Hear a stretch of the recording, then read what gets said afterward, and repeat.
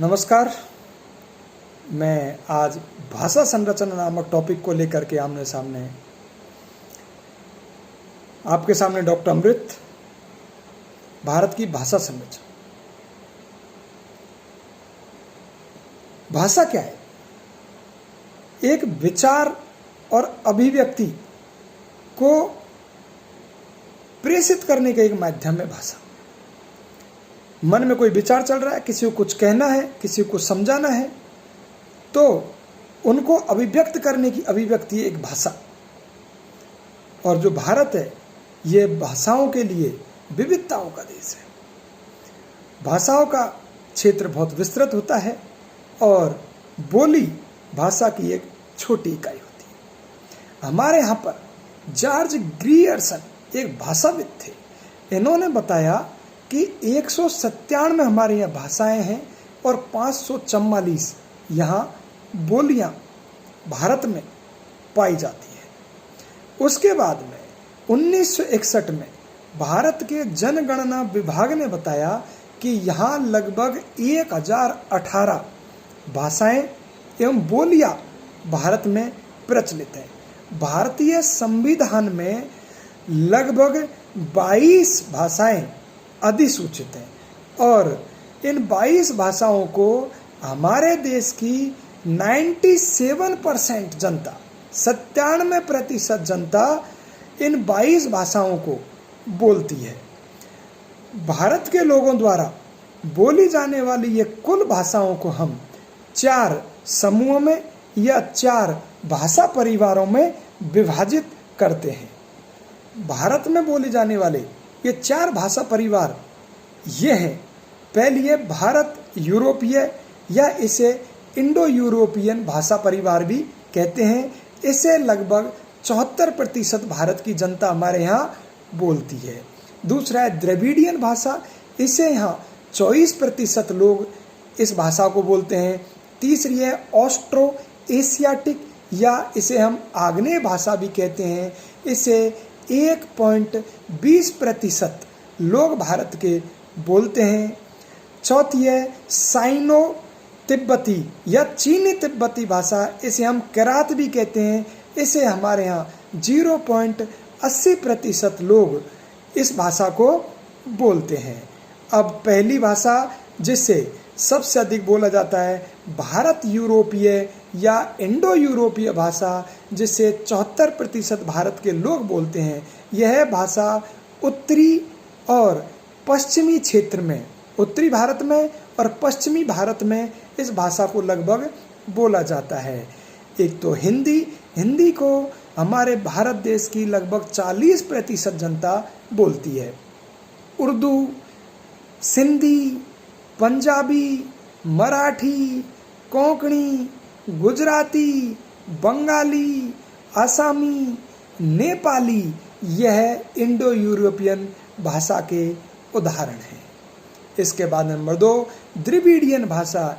इसे भारत के लगभग 24% जनता इस भाषा का उपयोग करती है या द्रविडियन भाषा को बोलती है। यह भाषा मुख्य रूप से दक्षिण भारत में बोली जाती है, जिसमें तेलुगु आंध्र प्रदेश में बोली जाती है, तमिल तमिलनाडु में बोली जाती है, मलयालय ये केरल में बोली जाती है और कन्नड़ यह कर्नाटक में बोली जाती है।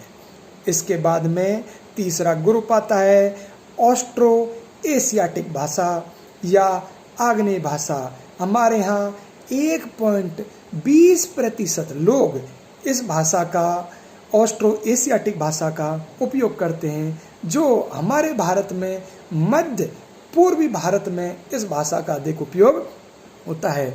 जैसे झारखंड में संथाली है, मेघालय में खासी है, निकोबार द्वीप में निकोबारी भाषा है। इस भाषा को, ऑस्ट्रो एशियाटिक भाषा को इन क्षेत्रों में बोला जाता है। चौथी साइनो तिब्बती या चीनी तिब्बती या किरात। इसे 0.80% भारत के लोग इस भाषा परिवार को बोलते हैं। यह उत्तरी व पूर्वी पहाड़ी क्षेत्रों में यह भाषा बोली जाती है। जैसे जम्मू कश्मीर में लद्दाखी भाषा हो गई, हिमाचल प्रदेश में कन्नौरी भाषा हो गई, सिक्किम में, भूटान में, उत्तर पूर्व के क्षेत्रों में जैसे डफला, अबोर, लेपचा, बोडो, नागा, म्यांमारी, मीजो, लोसाई, यह चीनी तिब्बती भाषा है।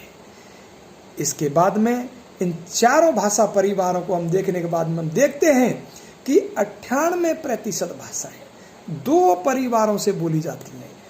एक तो भारत यूरोपीय या इंडो यूरोपीय और द्रविड़ भाषा, इन दोनों भाषाओं को मिला करके, दोनों भाषा परिवारों को मिला करके 98% हमारे यहाँ भाषाएं इन दोनों परिवार से संबंधित हैं।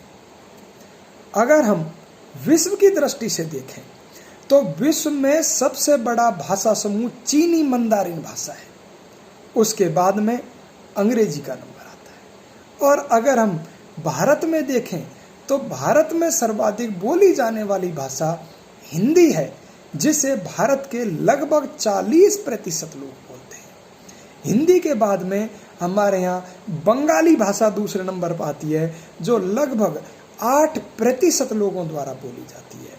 बंगाली के बाद में हमारे यहाँ तेलुगु का नंबर आता है, जो 7.9% लोग भारत के हमारे यहाँ बोलते हैं। इसके बाद में चौथे नंबर पर मराठी भाषा आती है, जिसे भारत के लगभग 6% लोगों द्वारा बोली जाती है। और इसके बाद में तमिल लोगों का नंबर आता है।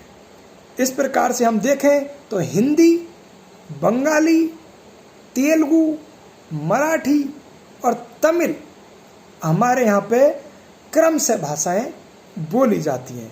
तो भाषाओं के बारे में इतना ही। आप इसे, मैं सभी से मेरा ये निवेदन है कि जो तैयारी कर रहे हैं वो इस वीडियो को 1 बार 2 बार ध्यान से सुनें, सब्सक्राइब करें, बेल आइकन को दबाएं, लाइक करें, और मैं इसी प्रकार से आपके लिए उपयोगी वीडियो धीरे धीरे प्रस्तुत करता रहूँगा। Thank you.